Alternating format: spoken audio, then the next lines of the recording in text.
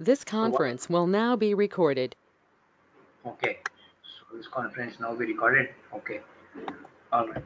So what I'll do is I'll probably get started and I'll keep showing you. In case if you have any this thing, you can just ping me on chat. We will after the session we will just have a discussion on the questions. Okay. So your intention is for certification, right? So we'll focus more on that side. I will try to focus more on that side. Okay. All right. I'll get started and. Give me a minute here.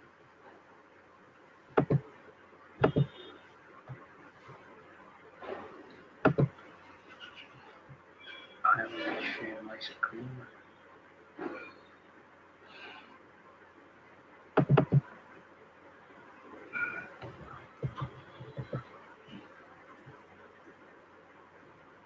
Okay. So as we discussed before, uh, you know, about the what exactly is AWS Cloud all about. Okay, we have regions, we have availability zones and all. Okay, so what exactly is a region? Okay, so AWS has got their presence all over the world. Okay, so it is actually covering the entire thing. Uh, they have their presence across the world of around 192 countries. So region is nothing but it's a geographical location where it has its presence. Okay. So and in that region they have the data centers. Okay. So they have the data centers which is again called the availability zones. Okay. So availability is zone somewhere where you have hosting your data center. Okay. And then if you already created your free tier, then you can probably go here and then click on the uh, like I'm using Mumbai, so you can click on here on the region and see the number of region here. If you count, it will be around 16 to 17, I think. So they keep adding the region. All right. So these are the region, okay, where they have their presence, and then this region is again having availability zones. That is the data centers uh, they have, and then they have multiple data centers which are actually connected through the network. Okay, so if you are actually having your resources in one region, then you are advised to have these resources across multiple availability zones for the high availability. Okay, so this is a very basic thing. All right. So and if this is if you are tomorrow becoming a solution architect also, and you're designing some solution for a company, then you will have to probably go with the right selection of your region. Okay, and then you will have to decide which region you should go for, because it again depends upon your performance, security, availability. All right, so these are the three parameters that you will be working on. All right, so just to get started, so I have a PPT. If you want, I'll just run through that, or probably we'll do practical first and then we'll go to the PPT. But just understand what is region, what is availability zone. Okay, in you have North Virginia, which has got a large number of availability zones. There are around six. I think these are this is having the maximum one. This could be a certification question where it is asking you which region has the maximum number of availability zones. So North Virginia is the one which has got the latest six, and the this is the region which in which you get the AWS services first. Okay, and then it will cascade to the other regions. Okay, and then if you're talking about the cost also, you have less cost on this region, and if you go down the line somewhere around South America, I know you have more cost. Okay, so the cost here is more. Okay, and then the service which comes here so will be okay, it will take time. So if you have your customers somewhere in the California side, and if your majority of them are accessing from there, then you probably can get your application working on California, not in somewhere in Singapore. Probably you can have a Singapore India. Okay, so I'll just get started. In my demo, I have actually spinned up an instance of EC2. I'll do that again. All right, and this time we will look at one by one. What are the parameters that goes in creating the okay the instance. So I just go there. Let me come back, and then I go to EC2 instance. Okay. And in EC2 instance, you have a dashboard which is running instance is 0, dedicated host is 0. I have one volume, two key pair. We'll talk about all this as we progress. Okay, down the line. So let me just go ahead and click on launch instance. Okay. So the first option that comes is your AMI. Okay. So it is just like a template or a blueprint. It is nothing but your operating system or any application that you have installed on your application that is there. Okay. So you have AMIs, that is operating system, or with particular application also. So if you come here, it is my AMI. If you have any AMI created, that will create in down the course. You have AWS Marketplace. This is somewhere which is offered by AWS people. Okay, so this is actually from the vendor. They have created their image.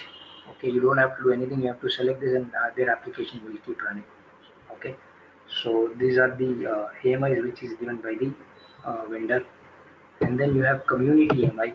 Okay, this is also something like you have the community version, like if you have for Red Hat, you have for Ubuntu.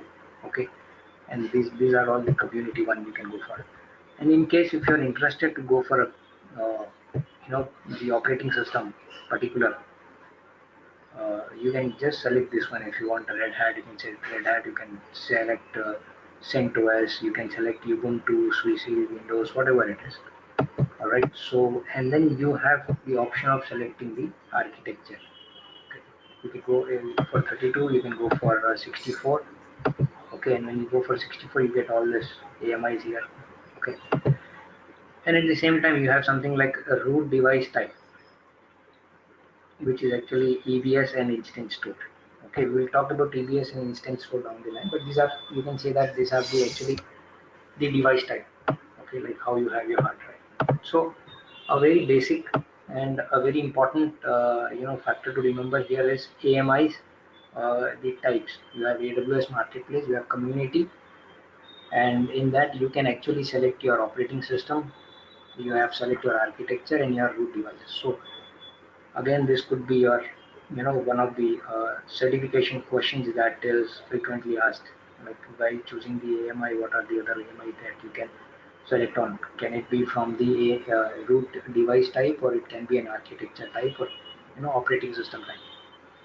Okay, so I will go ahead now with the normal one. Okay, let me just click on the Amazon AMI. Okay, and then it takes me to the instance type. Okay, so these are the instance which actually gives you all the what kind of instances we have. Okay. So you have, this is again categorized. You have general purpose, you have compute optimized, you have GPU, you have memory, optimized storage. So generally, if you are clicking on general purpose, so it will give you all the general purpose instances. Okay. So you as an architect, you have to understand, or if you're writing a certification also, you should understand that which instance you should be able to select. I think the selection of this instance is more into professional sysops exam. Okay, so for solution architect exam, it will be not that they are not being that keen, but however you should be aware. All right. So for general purpose, you should be have T2. Okay, T2 medium, T2 large, okay, T3. Okay, so all T2 series goes with the web pages, okay, Apache and all. And all N3 goes for any application. For example, you have a JBoss, or you have WebSphere, WebLogic, and things like that. Any middleware application server which is there. Okay, so depending upon this, you have the size and the number of CPUs that is there.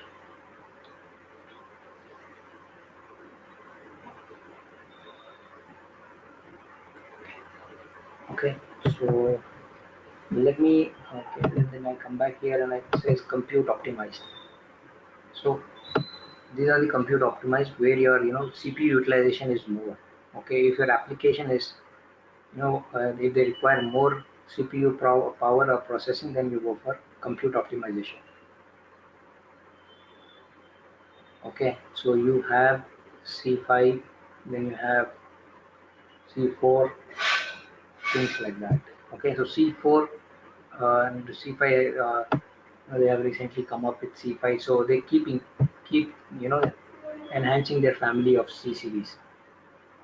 So that again depends upon your requirement that you can select this. You can actually go for a database, MySQL and Oracle. You can select this option. Okay. Then this is in GPU.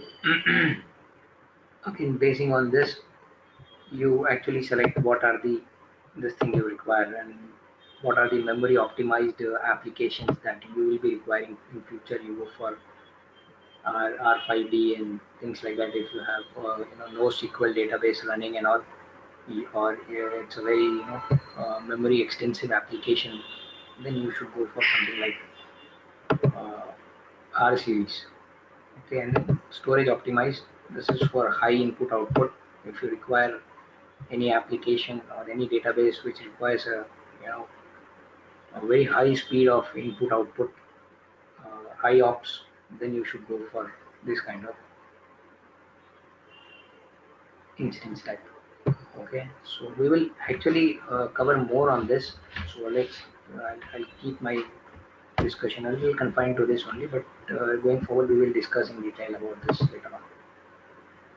Okay, so let me go ahead with the free tier because if I select something else, it will be costing me. Okay, so I'll go with the next option. Okay, number of instances in case if you want more instances at a